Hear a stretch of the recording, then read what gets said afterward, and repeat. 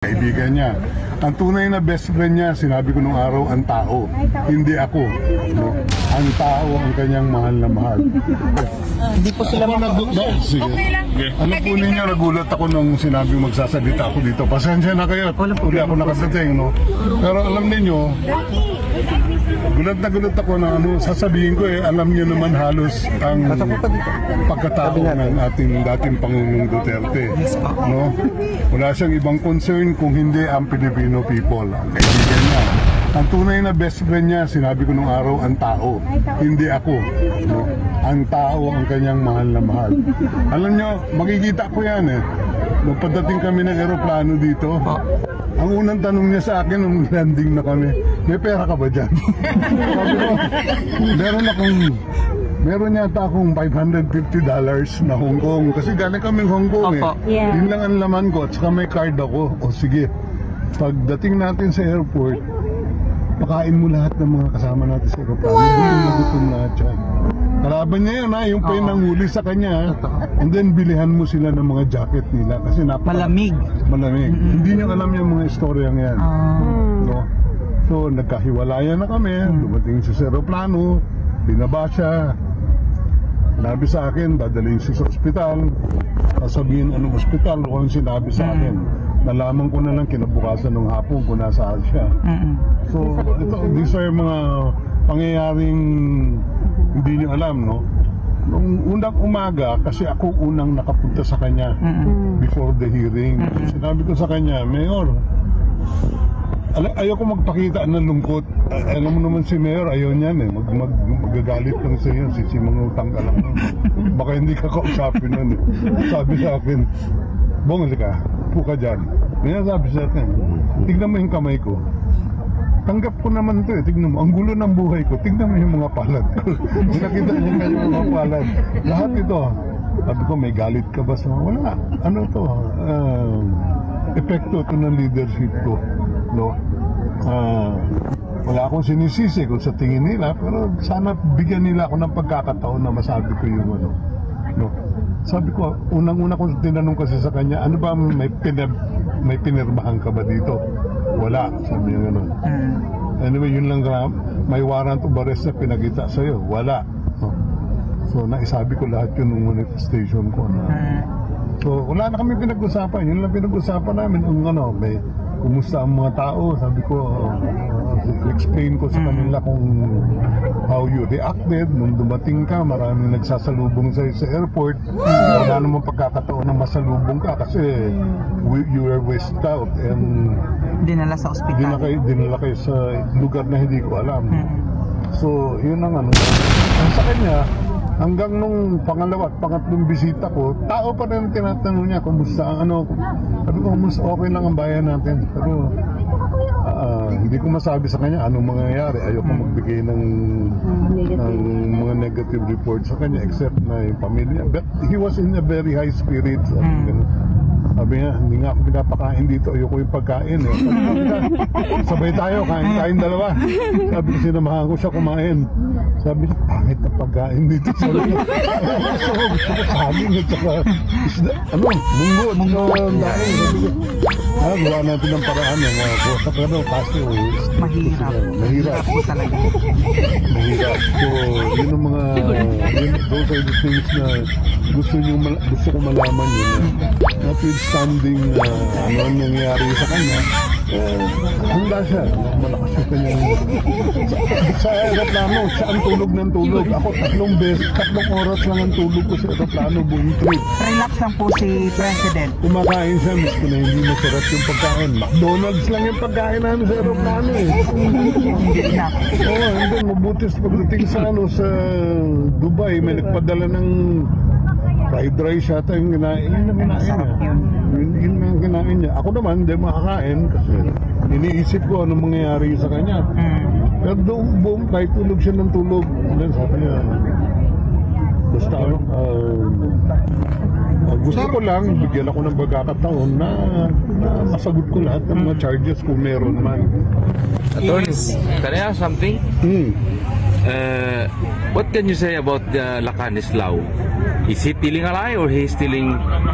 Alam mo, hindi ko maano kasi I-off the record For nila. me, how the way he answer, he's telling a lie. Pagdating sa kinausap ko sila, nakita niyo yung kondisyon ng presidente pagdating ng eroplano.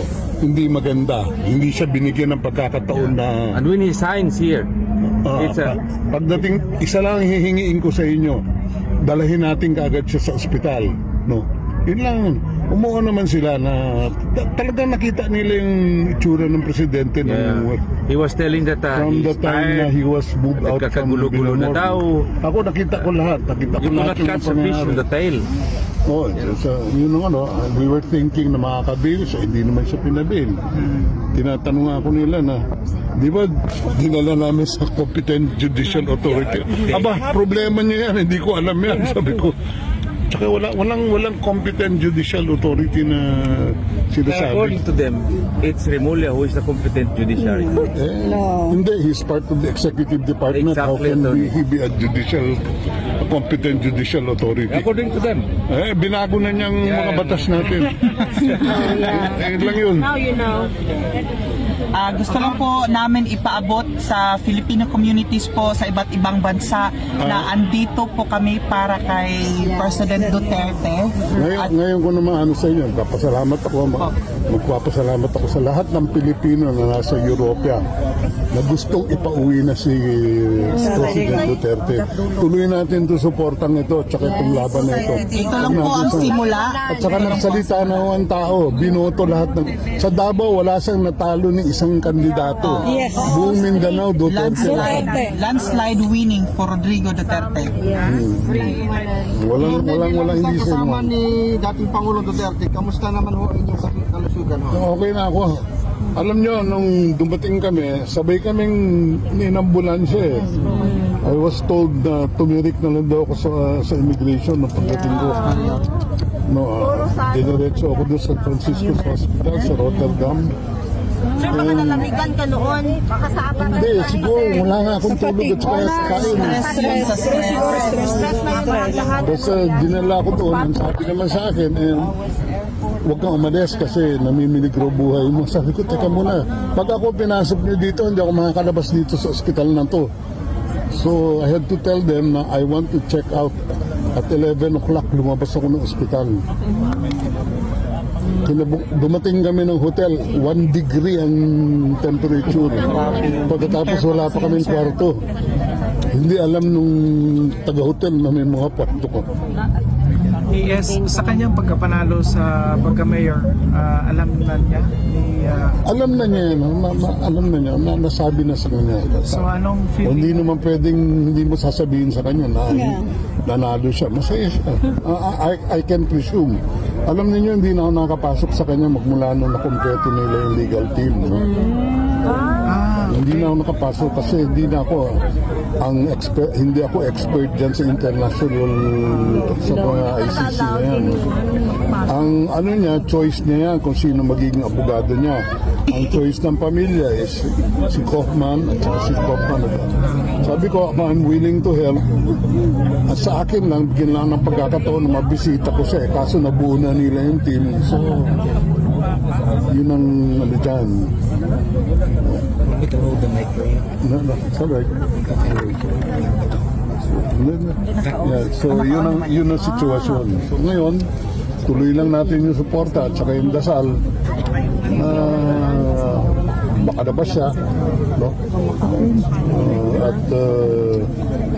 Ano yan hindi lang naman dito sa buong mundo na to Yes. Una sa Davao lang, sunod sa Pilipinas, sunod nandito na sa Europa, ngayon nasa buong mundo na halos. Yes, meron po kaming question. Since po si President Duterte ay elected mayor at nanalo sa Davao, pwede ba natin ipetisyon sa government ng Pilipinas na ipauwi siya? Alam mo, ano yan nasa ICC yan hindi, wala tayong control yan There's no capacity. Dapat mag-rule ang Pilipinas na illegal lahat yung ginawa nila kay Duterte. Talaga namang illegal magmula sa pag-serve ng warrant hanggang Hanggang sa kinidnap siya, hindi naman siya Siniskip nila yung yung due skip niya ng process. proseso. Binola nila lahat ng tao. May warrant of arrest daw. May wala namang lahat yun eh. Kita nyo, nagkabara-bara na sila sa Senado, hindi ba? ES, totoo po ba na ang government ni President Marcos ang naghain at naglagay sa president natin na si Rodrigo Roa Duterte at inihain nila siya sa ICC? Hindi ko masasagot yan ngayon. No? Ano yan? Kayo na mag-speculate dyan sa ano na yan. Parang meron na kaming alam yan, sir.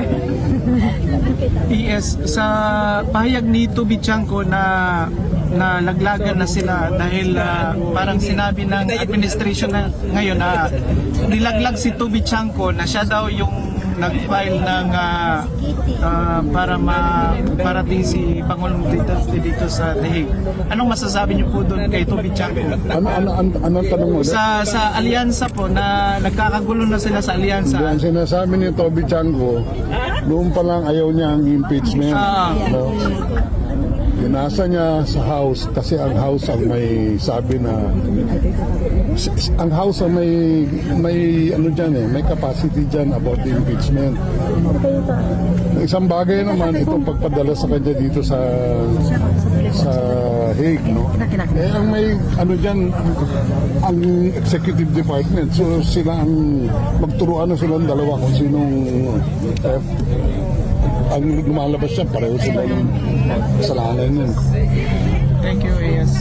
Sumama kayo. Akin na lang, babe. Yun na lang ako na lang kasi matigas sa akin. 19 people. They said 19 people. Ganyan. The question by the ICC that they filed a case against Duterte.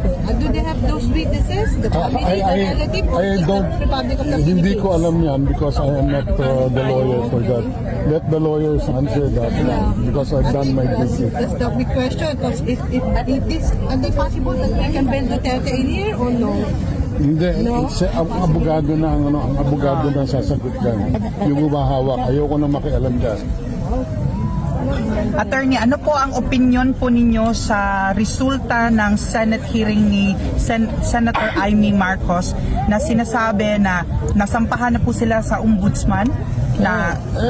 Yun ang findings niya, yun ang paniniwala niya. Kung kayo naniniwala sa kanya, sundan niyo lang yun. No? Wala naman sila nagsisinungaling, nagkakabuhol-buhol sila, nagtuturoan sila.